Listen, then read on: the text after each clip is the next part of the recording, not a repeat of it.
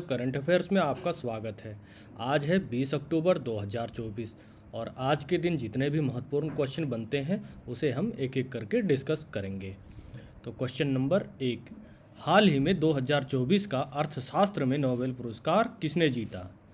तो इसका सही जवाब है option C, Daron Acemoglu, Simon Johnson और जेम्स ए रॉबिन्सन। ये हैं आपके डेरेन एसमोग्लू, साइमन जॉनसन और जेम्स ए रॉबिन्सन। इन तीनों को 2024 में अर्थशास्त्र का नोबेल पुरस्कार मिला है।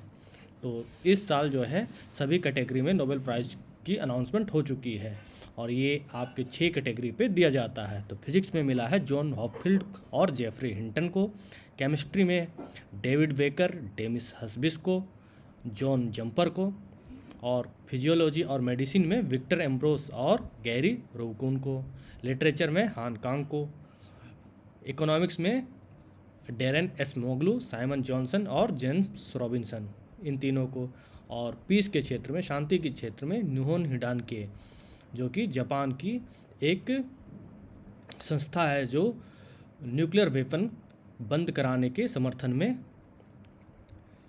अपनी मांग उठाते रही है। नेक्स्ट क्वेश्चन है, अंतर्राष्ट्रीय सौर गठबंधन ISA सभा का 7वां सत्र वर्ष 2024 को कहाँ आयोजित किया जाएगा? ऑप्शन ए है पेरिस, ऑप्शन बी है टोक्यो, ऑप्शन सी है लंदन और ऑप्शन डी है नई दिल्ली। तो इसका सही जवाब है ऑप्शन डी, नई दिल्ली में।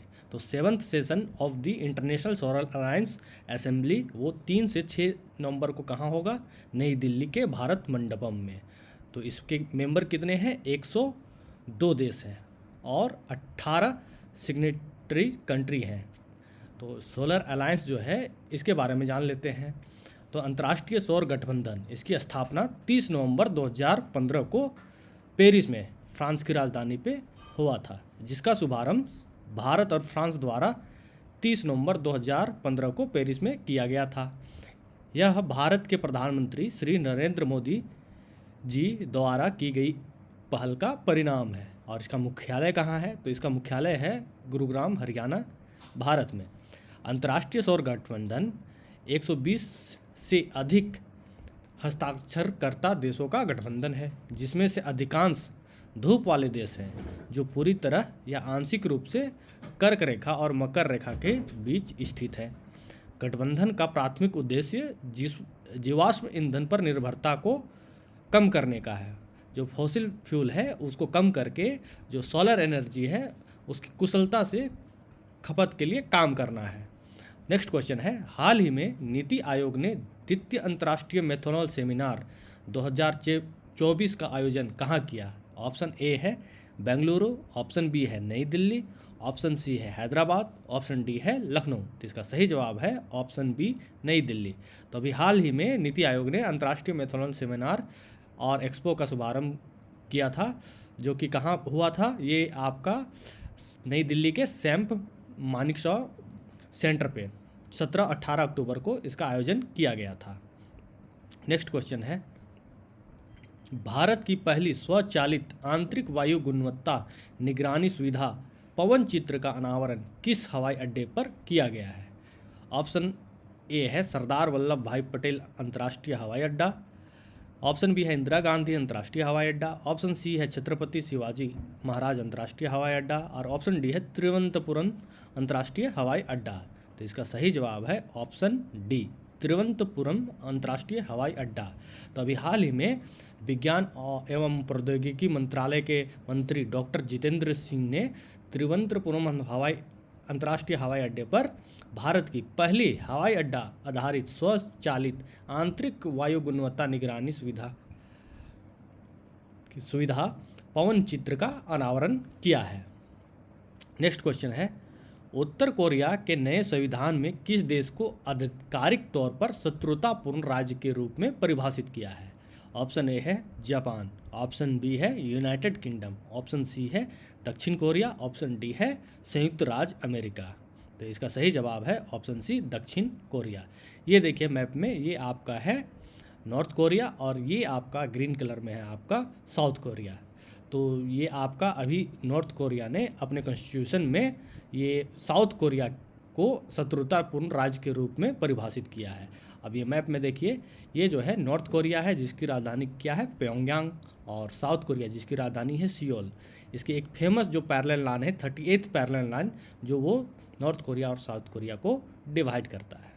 नेक्स्ट क्वेश्चन है, हाल ही में स्वदेशी समुदायों के बीच एकता को बढ़ावा देने के उद्देश्य से मेरा हौ चोंगबा त्यौहार किस राज्य में मनाया गया है?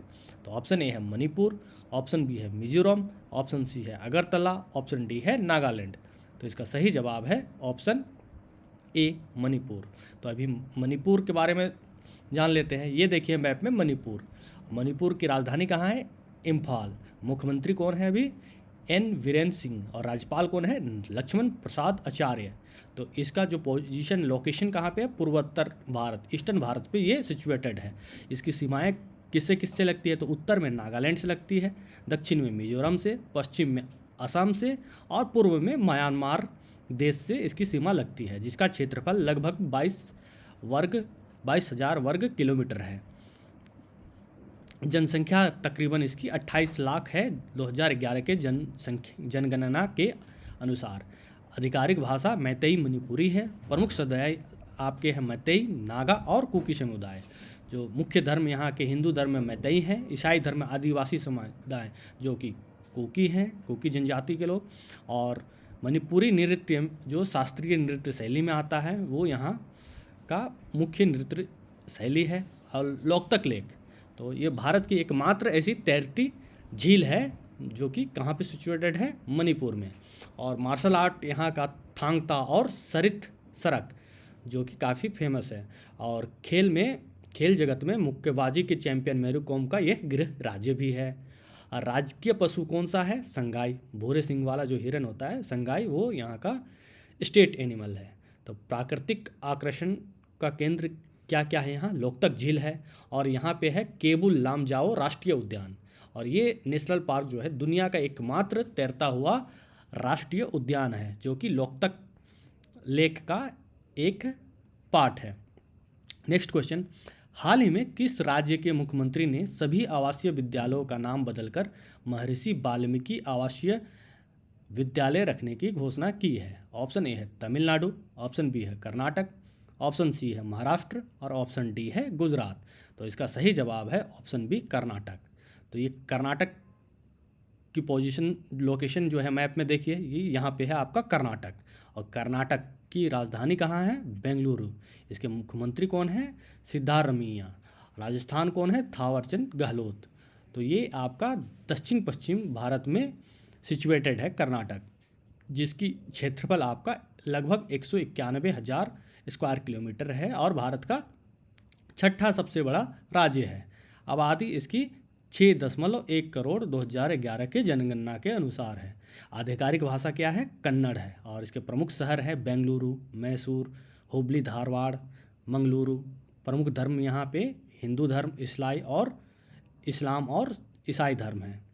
मुख्य उद्योग यहाँ आईटी, सूचना प्रौद्योगिकी के लिए काफ़ी फेमस है, क्योंकि बेंगलुरु को आईटी हब के नाम से भी जाना जाता है। और एरोस्पेस के क्षेत्र में जैसे कि इसरो का हेडक्वार्टर आपका बेंगलुरु में है। जैव प्रौद्योगिकी, कृषि में आपका चावल, गन्ना, कॉफ़ी, मसाले का उत्पादन होता है। और प्रसिद्ध स्थल क्या है, हम्पी। यूनेस्को का विश्व धरोहर स्थल हम्पी भी आपका कर्नाटक में मौजूद है। मैसूर महल जो ऐतिहासिक और सांस्कृतिक धरोहर है। कुर्ग लोकप्रिय पर्वतीय स्थल है, जो टूरिस्ट प्लेस जो लोग यहाँ पे देखने के लिए काफ़ी आते हैं। और नदी में है आपकी कावेरी, तुंगभद्रा और कृष्णा, जो कि आपकी कर्नाटक में है। कला और संस्कृति के क्षेत्र पे यक्षगान जो पारंपरिक रंगमंच शैली का एक नृत्य है जो काफ़ी फेमस है। डोलू कुनिथा, यह कर्नाटक का एक पारंपरिक नृत्य है। कर्नाटक संगीत में शास्त्रीय संगीत का एक प्रमुख रूप है, और जिसमें वर्णम कर्नाटक संगीत की एक संगीत शैली है। महत्वपूर्ण त्यौहार में आपका दशहरा, जो कि मैसूर दशहरा विशेषकर वो यहाँ पे मनाया जाता है। उगादि, जिसे गुड़ी पर्व भी कहा जाता है, जो कन्नड़ नववर्ष होता है, वो यहाँ के महत्वपूर्ण त्यौहार है। और राज्य के पशु जो है हाथी है, और राज्य के पक्षी के रूप में इसे भारतीय रोलर, नीलकंठ जो होता है वो आपका भारतीय रोलर राजकीय पक्षी है। नेक्स्ट क्वेश्चन है, हाल ही में किस देश ने दुनिया की सबसे मुक्त अर्थव्यवस्था का खिताब फिर से हासिल कर लिया है?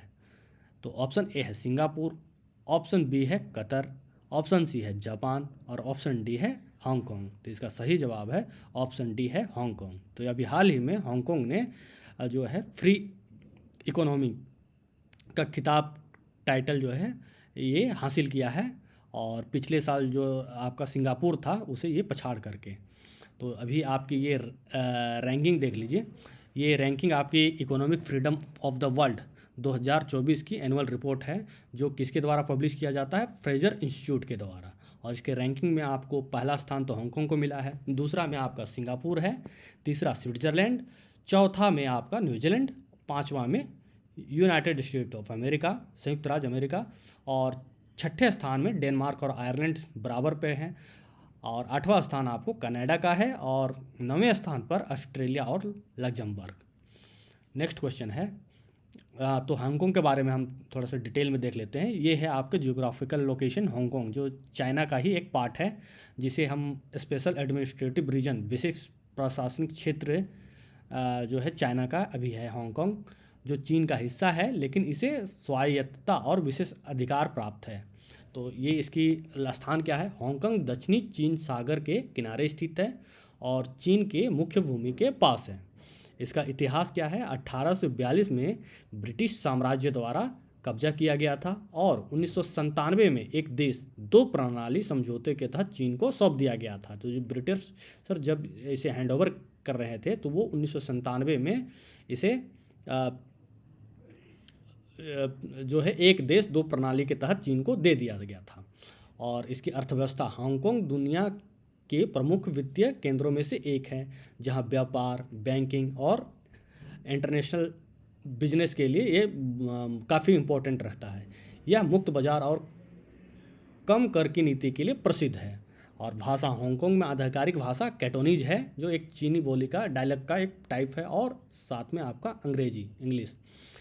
राजनीतिक स्थिति, एक देश दो प्रणाली की नीति के तहत हांगकांग को 2047 तक अपनी आर्थिक और प्रशासनिक प्रणाली को बनाए रखने की अनुमति दी गई है, लेकिन हाल के वर्षों में लोकतंत्र समर्थक आंदोलन और राजनीतिक विवाद बढ़े हैं। तो इस देश का पहले क्या, इसमें आपके ब्रिटिशर्स रहते थे, और ब्रिटिशर्स 1997 में इसे आपको एक देश दो प्रणाली के तहत चाइना को हैंडओवर कर दिया था।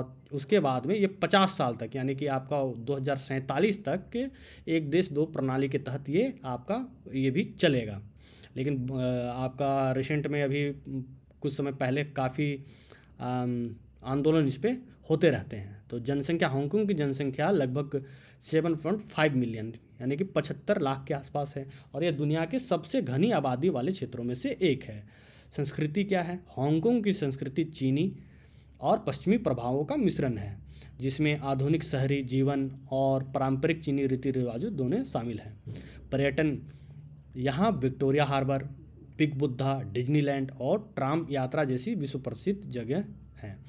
मुद्रा, तो हांगकांग में इसकी करेंसी क्या चलती है? हांगकांग डॉलर यहाँ की आधिकारिक मुद्रा है। नेक्स्ट क्वेश्चन, हाल ही में मुख्य न्यायाधीश DY चंद्रचूड़ ने भारत के अगले मुख्य न्यायाधीश के रूप में किसकी सिफारिश की है?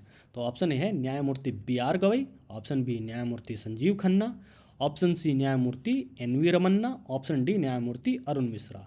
तो इसका सही जवाब है ऑप्शन बी, न्यायमूर्ति संजीव खन्ना। तो ये हैं आपके न्यायमूर्ति संजीव खन्ना। तो मुख्य न्यायाधीश DY चंद्रचूड़ ने न्यायमूर्ति संजीव खन्ना को भारत के 91,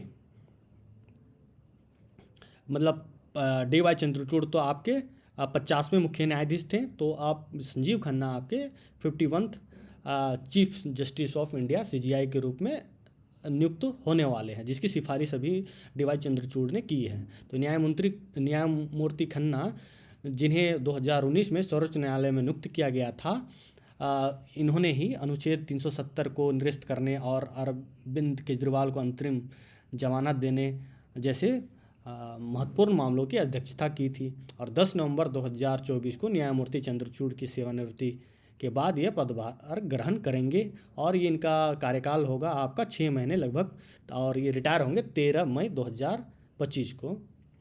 तो और जो जो प्रथम सीजीआई कौन थे, प्रथम मुख्य न्यायाधीश कौन थे, तो एच.जे. कानिया हम आपके सुप्रीम कोर्ट के प्रथम न्यायाधीश थे। हाल ही में भारत के किस राज्य के 416 मदरसों में संस्कृत अनिवार्य विषय बन जाएगा? तो ये है, ऑप्शन ए है आपका बिहार, ऑप्शन बी है उत्तराखंड, ऑप्शन सी है उत्तर प्रदेश, ऑप्शन डी है मध्य प्रदेश। तो इसका सही जवाब है ऑप्शन बी उत्तराखंड। तो उत्तराखंड मदरसा शिक्षा बोर्ड UMEB ने राज्य भर के 416 मदरसों में संस्कृत को अनिवार्य विषय बनाने का प्रस्ताव दिया है, जिसमें 70,000 से ज़्यादा छात्र प्रभावित होंगे। इस पहल का उद्देश्य शैक्षणिक पाठ्यक्रम को बढ़ाना और अकादमिक विकास को बढ़ावा देना है। तो आप मैप में देखिए, ये है उत्तराखंड की जियोग्राफिकल लोकेशन। तो इसका कैपिटल क्या है? देहरादून। और इसके मुख्यमंत्री कौन है? पुष्कर सिंह धामी। इनके गवर्नर कौन है? गुरमीत सिंह। तो उत्तराखंड भारत का एक खूबसूरत राज्य है जो हिमालय की गोद में बसा हुआ है। यहाँ के प्राकृतिक सौंदर्य और प्राकृतिक सांस्कृतिक धरोहर के कारण इसे देवभूमि भी कहा जाता है। नेक्स्ट है आपका, उत्तराखंड का गठन कब हुआ था? 9 नवंबर 2000 को हुआ था। यह उत्तर प्रदेश से अलग होकर भारत का 27वां राज्य बना था। इसकी राजधानी हमने देख लिया है, ये राजधानी है देहरादून। और इसके पर्यटन स्थल कौन कौन से प्रसिद्ध हैं? तो ये आपका उत्तराखंड में प्रसिद्ध धार्मिक और पर्यटन स्थल है, जैसे हरिद्वार, ऋषिकेश, बद्रीनाथ, केदारनाथ, गंगोत्री, यमुनोत्री। यह 4 धाम के लिए प्रसिद्ध है। तो यहाँ राष्ट्रीय उद्यान कौन से हैं? तो उत्तराखंड में जिम कॉर्बेट राष्ट्रीय उद्यान है, जो भारत का सबसे पुराना राष्ट्रीय उद्यान है और बाघों के संरक्षण के लिए प्रसिद्ध है। इसके अलावा नंदा देवी राष्ट्रीय उद्यान और वैली ऑफ फ्लावर्स भी यहाँ स्थित है, जो कि यूनेस्को विश्व धरोहर में शामिल है। वैली ऑफ फ्लावर्स, फूलों की घाटी, भी आपकी उत्तराखंड में ही सिचुएटेड है।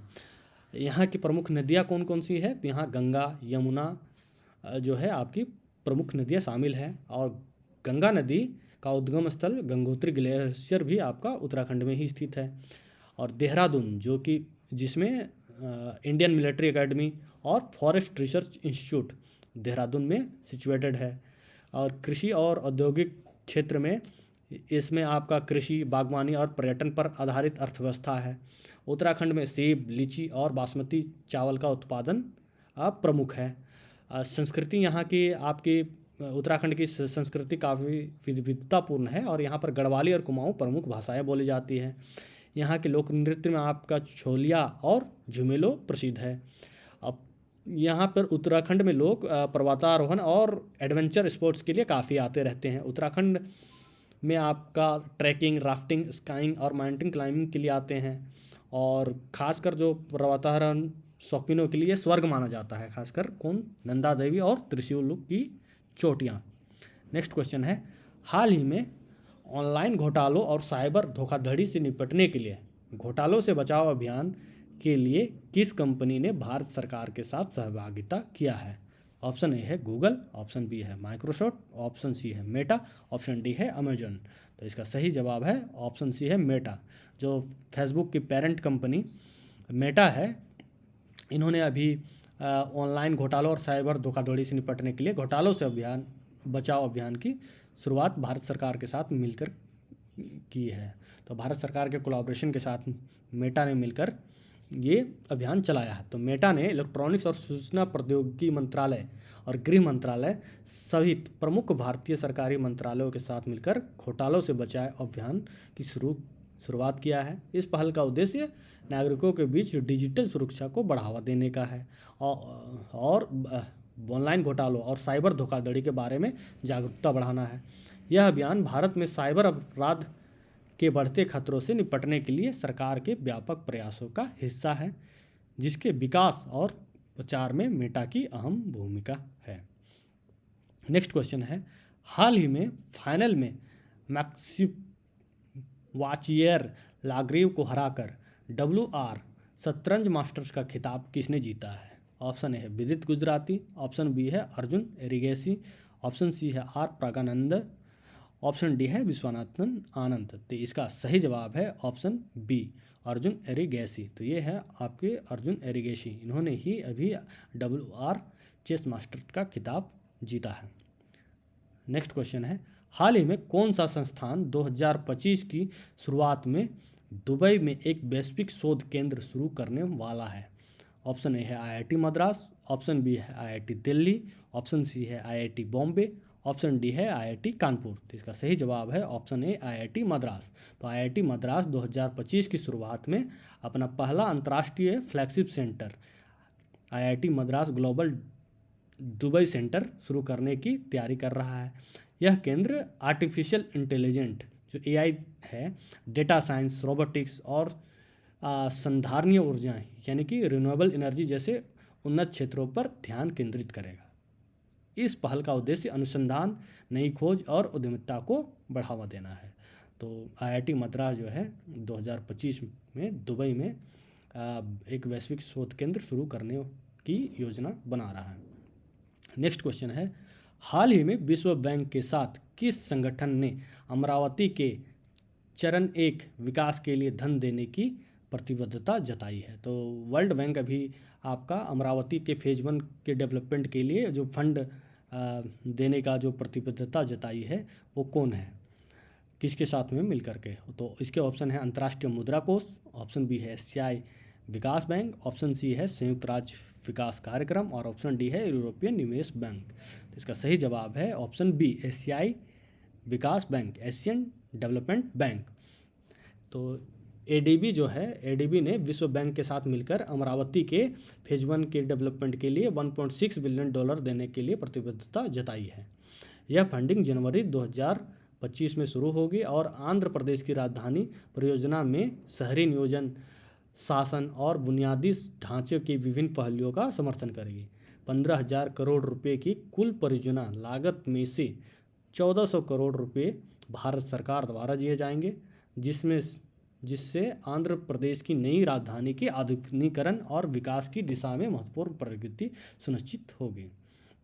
तो एशियन डेवलपमेंट बैंक के बारे में जान लेते हैं। तो इसकी स्थापना और मुख्यालय, स्थापना इसकी 22 अगस्त 1966 को हुई थी और मुख्यालय इसका मनीला फिलीपींस में स्थित है। इसका मोटो है एशिया और प्रशांत में गरीबी से लड़ाई। तो इसकी कुल सदस्य देश 68 कंट्रीज इसके सदस्य हैं और 49 कंट्री जो है एशिया पैसिफिक रीजन से है और 19 जो है आपके अलग रीजन से हैं। प्रमुख सदस्य देशों में भारत, चीन, जापान और यूएसए शामिल है। मुख्य उद्देश्य क्या है इसका? तो एशियन डेवलपमेंट का मुख्य उद्देश्य है एशिया पैसिफिक में सामाजिक और आर्थिक विकास को बढ़ावा देना, जिसमें से यह ऋण, तकनीकी सहायता, अनुदान और इक्विटी निवेश प्रदान करता है। तो अब ये आंध्र प्रदेश के बारे में जान लेते हैं। जो आंध्र प्रदेश की जो प्रस्तावित राजधानी है कहाँ है? आपकी कैपिटल अमरावती है। जो तो इसमें से आपके सीएम कौन है अभी? एन चंद्रबाबू नायडू। और डिप्टी सीएम कौन है? पवन कल्याण। गवर्नर कौन है? सैयद अब्दुल नज़ीर। तो आंध्र प्रदेश भारत के दक्षिणी पूर्वी तट पर स्थित एक राज्य है। इसकी राजधानी जो है, विधायी राजधानी तो अमरावती है, लेकिन कार्यकारी राजधानी विशाखापत्तनम बनाने की योजना चल रही है। और इसकी आधिकारिक भाषा जो है तेलुगु है, जो भारत में सबसे अधिक बोली जाने वाली भाषाओं में से एक है। स्थापना आंध्र प्रदेश का 1 नवंबर 1956 को भाषा के आधार पर बनाया गया था और इसके बाद में अभी जो है आंध्र प्रदेश से अलग होकर के तेलंगाना एक अदर स्टेट बना है। इसकी क्षेत्रफल 1,62,975 स्क्वायर किलोमीटर है, जो भारत का 7वां सबसे बड़ा राज्य है। इसकी जनसंख्या लगभग 5 करोड़ है। 2011 के जनगणना के अनुसार प्रमुख उद्योग में कृषि, विशेष रूप से धान, गन्ना, कपास और तंबाकू उत्पादन होता है। इसके अलावा आईटी और फार्मास्यूटिकल भी यहाँ के प्रमुख उद्योग हैं। महत्वपूर्ण शहर में आप देखें तो ये विशाखापत्तनम, जो कि आंध्र प्रदेश का सबसे बड़ा शहर है, विजयवाड़ा और तिरुपति भी हैं। सांस्कृतिक धरोहर में आपका आंध्र प्रदेश को अपने मंदिरों, शास्त्रीय नृत्य जैसे कुचिपुड़ी और प्राचीन वास्तुकला के लिए जाना जाता है।